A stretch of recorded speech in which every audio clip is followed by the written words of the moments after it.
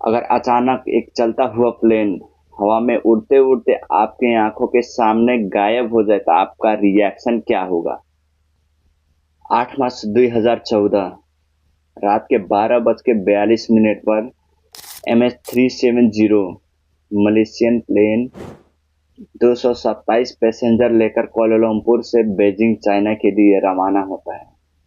Malaysian air space radar से निकलकर plane जब वियतनाम रडार के अंदर जाता है तो कुछ ही सेकंड बाद अचानक से गायब हो जाता है। सलाम दोस्तों, मैं हूं बुद्ध चौधरी। तो आइए जानते हैं आज के इस वीडियो में कि प्लेन अचानक से गायब कैसे हुआ। उस पर सवार 227 पैसेंजर आज भी जिंदा हैं या उनके साथ एक ऐसा बड़ा हादसा हो गया।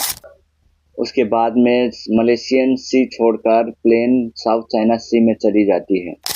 कैप्टन जहरी रिपोर्ट करते हैं प्लेन 35,000 फीट की ऊंचाई पर है।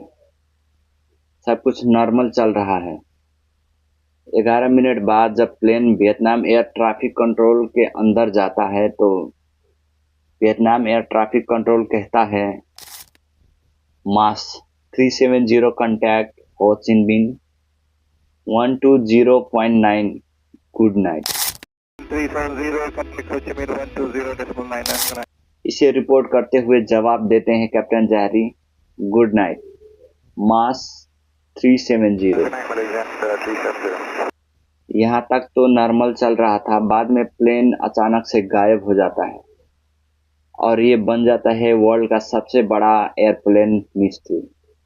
Breaking news tonight, a Malaysia Airlines flight MH370 Flight MH370 disappeared en route to कुछ ही देर बाद जब प्लेन गायब हुआ तो Vietnam air radar space Kuala Lumpur Malaysian airport को रिपोर्ट करती है कि मास 370 अचानक से गायब हो गया है।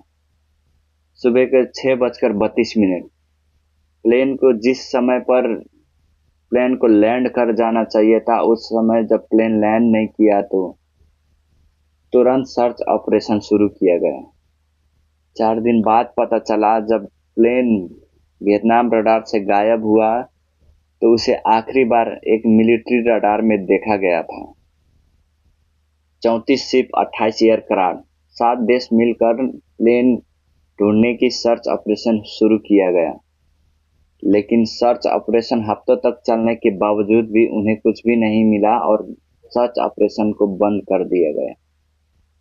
प्लेन को साउथ चाइना सी में नहीं बल्कि डेस्टिनेशन से ठीक उल्टा स्ट्रेट ऑफ मलाक्का में देखा गया था।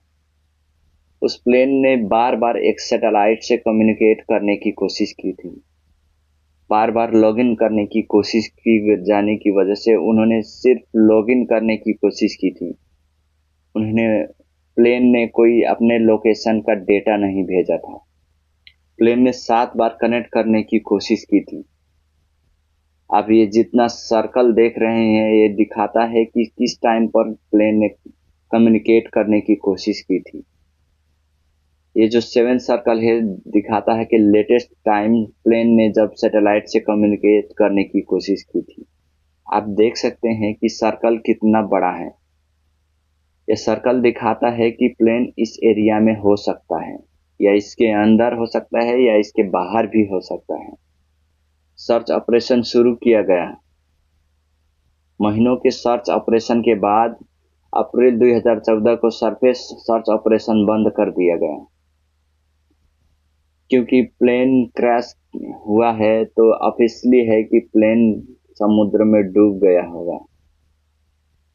उसके बाद शुरू किया गया डीप ओशियन सर्च ऑपरेशन, दुनिया का सबसे महंगा सर्च ऑपरेशन।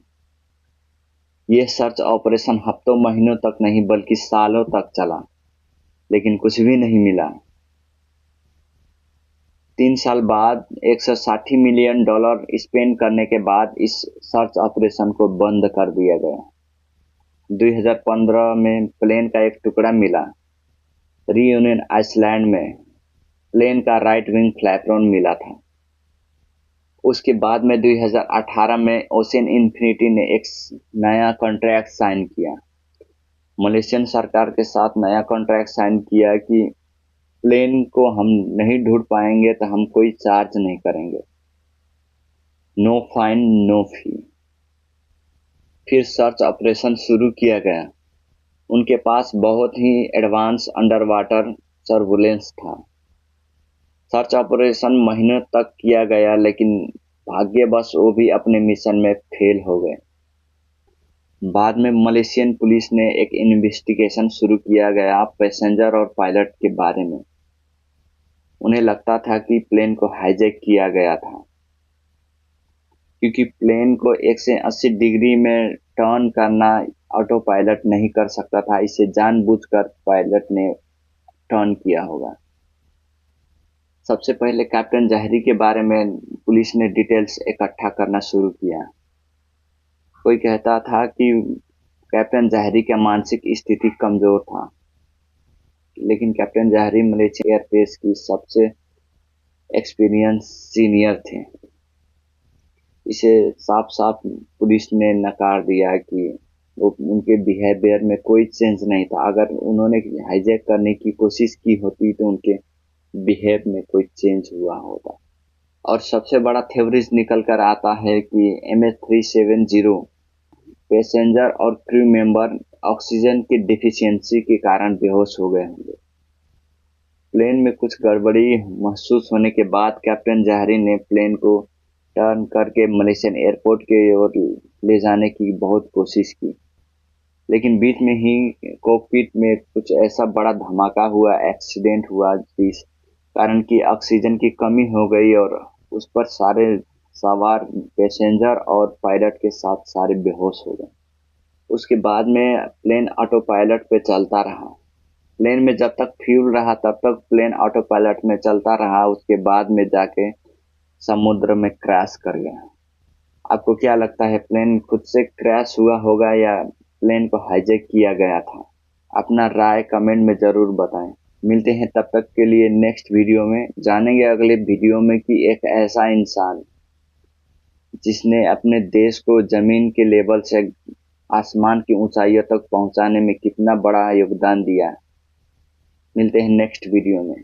सलाम दोस्तों।